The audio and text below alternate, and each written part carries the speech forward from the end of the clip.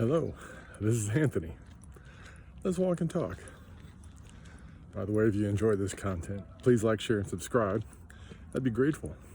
So, today we're going to talk about the paradox of bypassing healing.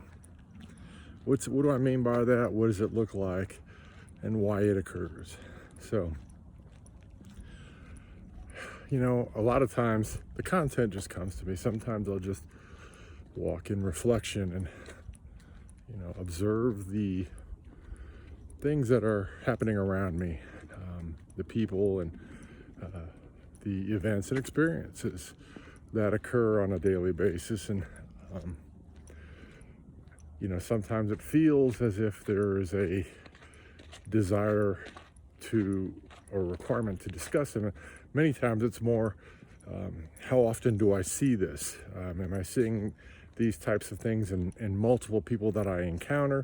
Or is this just, something that, is just close to me or affecting me in a particular moment?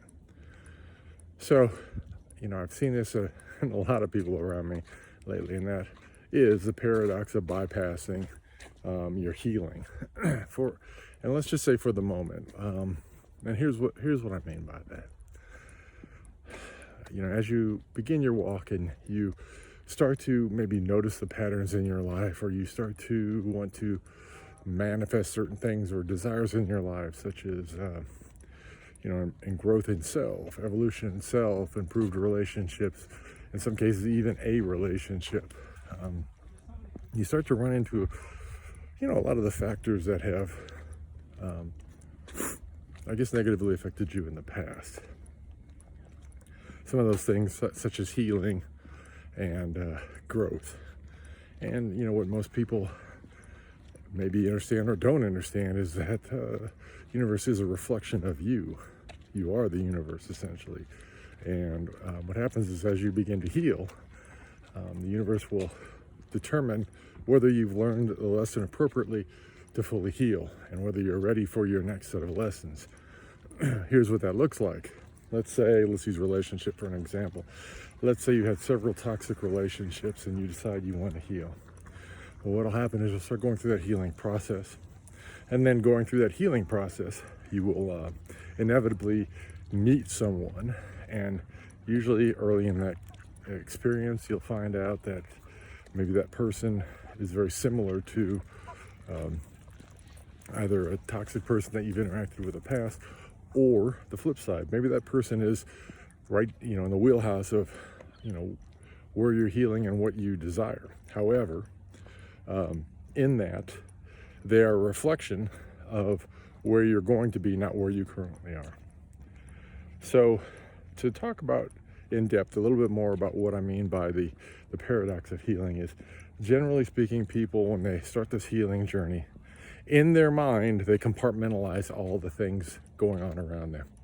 This is actually more of an ego response to healing, because the ego does not desire healing because it doesn't feel like it needs healing. The ego has gotten itself into a pattern that it's comfortable with, and it feels like it is getting control of its environment, not realizing that being inside of you that wants to escape that and wants to be free of that pattern desires to create a space and an experiences for growth and healing. So what the ego does is it compartmentalizes. It says, okay, as soon as I get my work situation figured out, then I'll be ready to meet somebody. And then once I meet somebody, then I'll be ready to, have some stability. And once I have the stability, then I'll be ready to start healing. Or I'm going to manage all these things on the healing journey, but I'm going to manage them only to the aspect of allowing certain things in my life while denying others, because I feel like I'm not deserving, because I'm in the healing journey and I'm still at that very vulnerable position of, do I deserve this? Am I good enough for this? Do I desire or require this? You see, again, this is a long journey. We've talked about the psychology of different things in life, such as attachment styles and childhood traumas and those types of things. And everybody has trauma, everybody. And there is no trauma in my mind that is greater than others. If you go back to the beginning of my journey, I lay out a whole bunch of traumas, and I've had a lot of people talk about, you know, appreciating the vulnerability and sharing those things and talking about those things. But as you truly heal those things, and as you come out the other end, you recognize them as just events that were there to help you to learn and grow.